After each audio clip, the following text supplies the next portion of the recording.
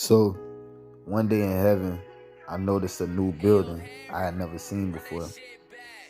I walked every road in heaven, and all of the roads is paved with gold so bright and so beautiful, the human eye could never process such beauty. The gold is handcrafted by God Himself. And honestly, if you compared it to the finest gold here on earth, somebody would probably say that the gold earth value probably equal to 1 penny. Now, I have been to libraries, farms, space conventions, you name it, all on this same road. But it was just this new building. I didn't know what it was. I was just curious and I had to find out. I was probably even more fascinated with the amount of brothers and sisters lined up outside. I'm talking billions. I jumped the line at number 2 billion, and in the blink of an eye, I was up next, number 1. I had stopped by a place named Grace Vessels, and as I walked in, I noticed big monitors with so many names, birth dates, expiration dates, and photos. Love at first sight. I had seen the baddest vessel, and I mean the baddest. Fell in love immediately. So, as I inquired about it, I had limited questions. Now, Abba, he was reading my mind, snapped his fingers, and a long stroll appeared. He said, "I know what you want," with the most genuine smile on his face. He gave me the stroll and said, "Just sign here, son, and it's done."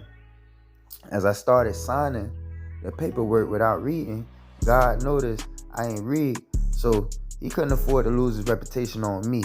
He double checked with me. He said, "Are you sure about this specific vessel? Because there's literally 7 billion others to choose from." I said, "Yes, sir, I'm sure."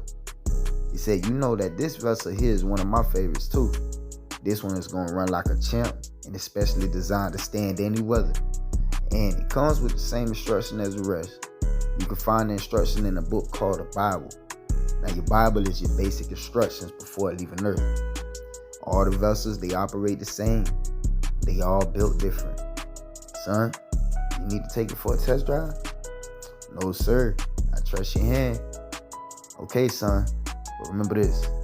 Once I send you down, you can have the vessel. But don't forget, you got work to do." "I won't forget, Pops." Now, before I was completely done with signing the agreement, he had told me one more important detail, and that was that at some point in life, the vessel would start developing an abundant amount of problems.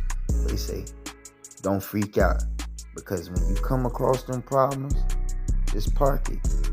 Be still. Call me for what's called prayer. And I have my maintenance crew work on the vessel the best way they can. However, you are my son. I love you so much that you could just come trade it in if you want a new one. But do you still want this one?" "Yes, sir." The first year, I learned a lot about this vessel, but not everything. And it seemed like only after 5 years, I became a pro. I didn't run into my first bump in the road until the 14th year. Now, I don't know about everybody else, but I like to drive with one hand on the steering wheel 90% of the time. The other 10%, I got both hands on the wheel so tight, I'm talking strong grip. Not letting go because I feel a third hand assisting, like I don't know what I'm doing or where I'm going.